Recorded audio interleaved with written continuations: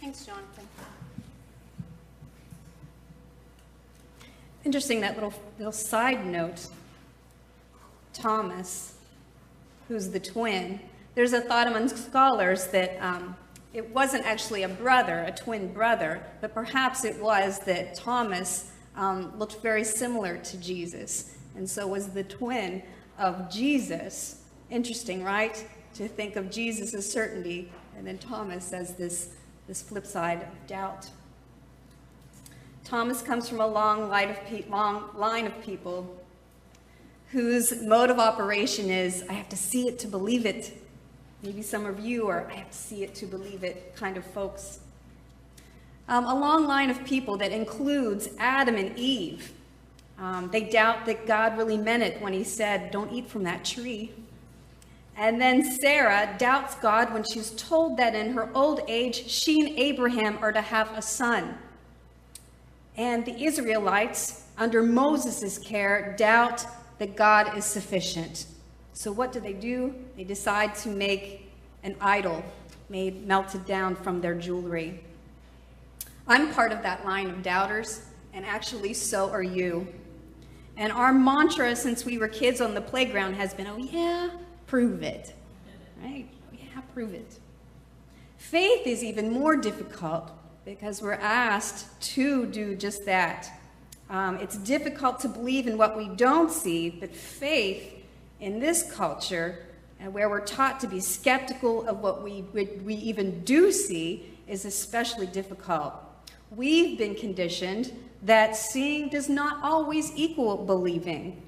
It's never been easy to trust in what you can't see, and it's not so easy these days to trust in what you can see. If you doubt me, take a look at movies or pictures these days and how they've evolved. This summer, I think it's the summer, maybe it's the fall, the big anticipated new Star Wars movie is coming out, and a remake of Jurassic Park. I guess that's how we do movies these days. We resurrect the movies from the past. But those are amazing movies, right, with incredible effects, and we can imagine that we're in space or on another planet, or we can imagine that dinosaurs have come back to life as we see it portrayed on the screen.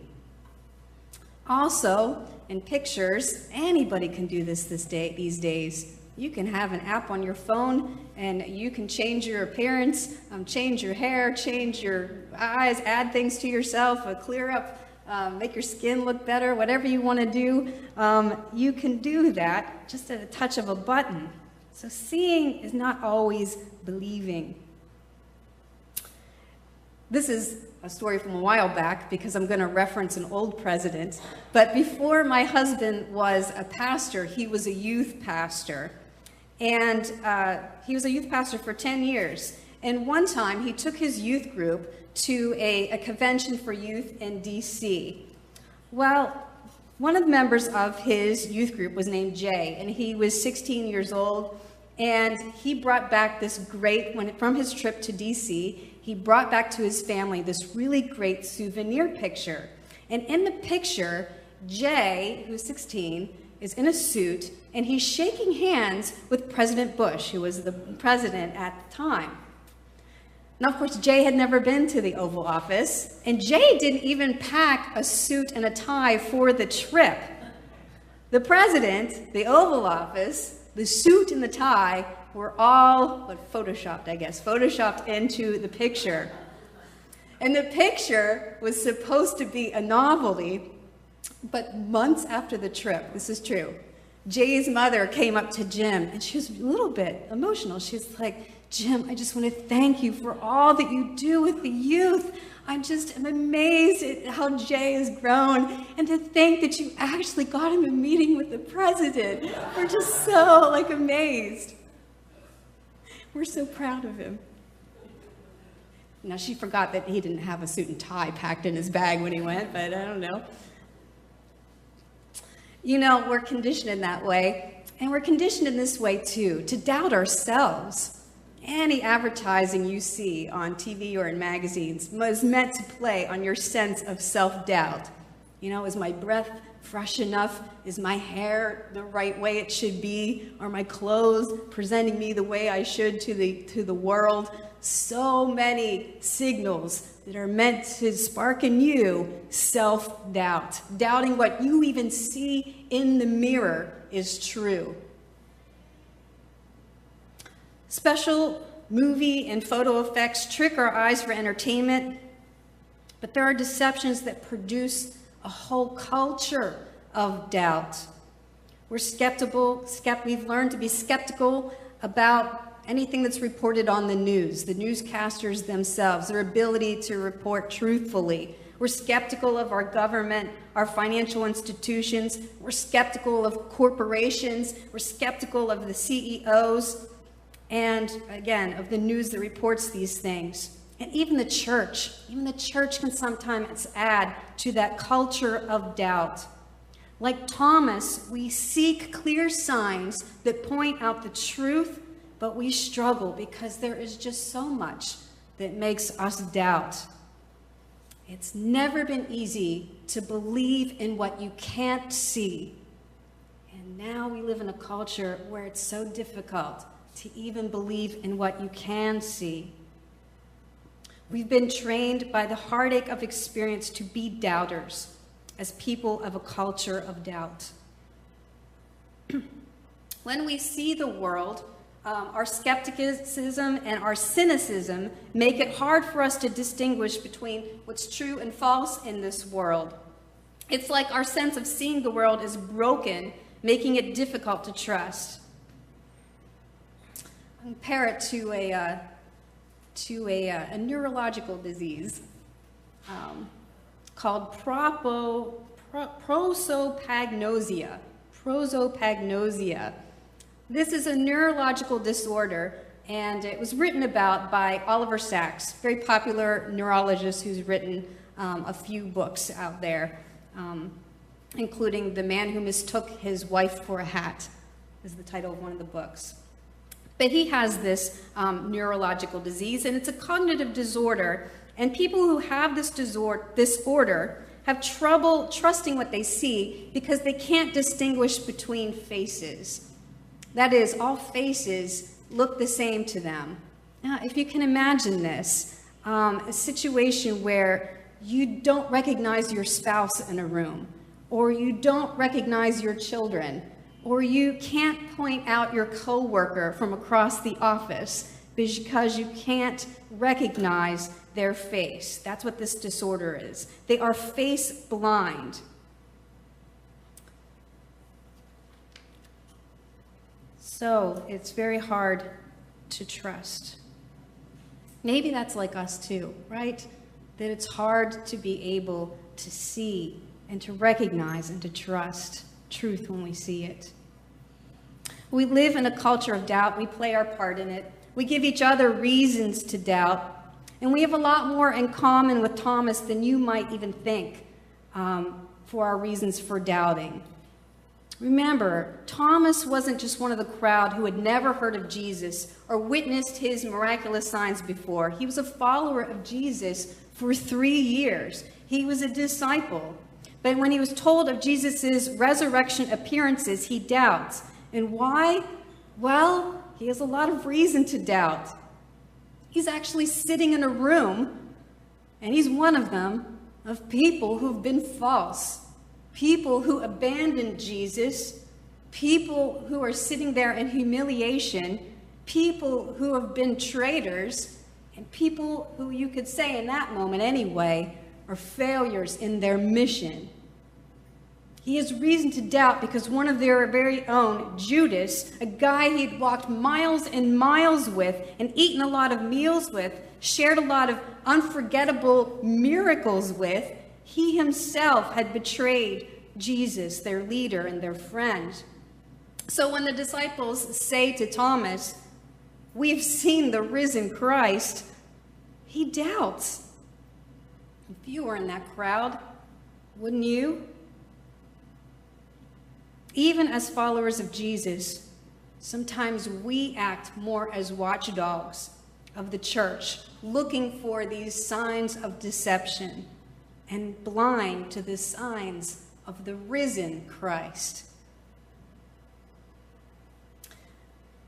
Going back to that prosopagnosia, that neurological disorder where one can't recognize faces, people who have the disorder of face blindness compensate by learning the mannerisms of the people they know and by learning their voices. That's how people come to trust what they can't quite see.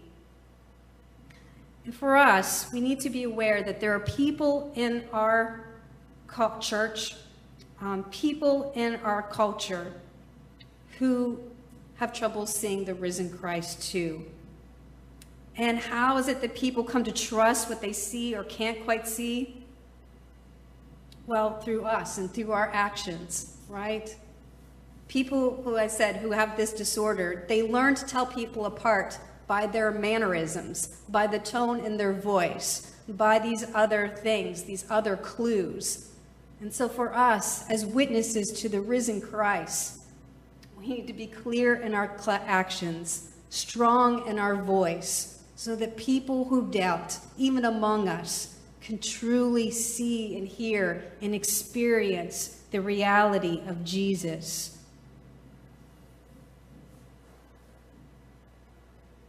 People who see the church at large sometimes see a church riddled with people who are apathetic or angry or petty. Not this church maybe in particular, but the church at large. That's the reputation we're gaining.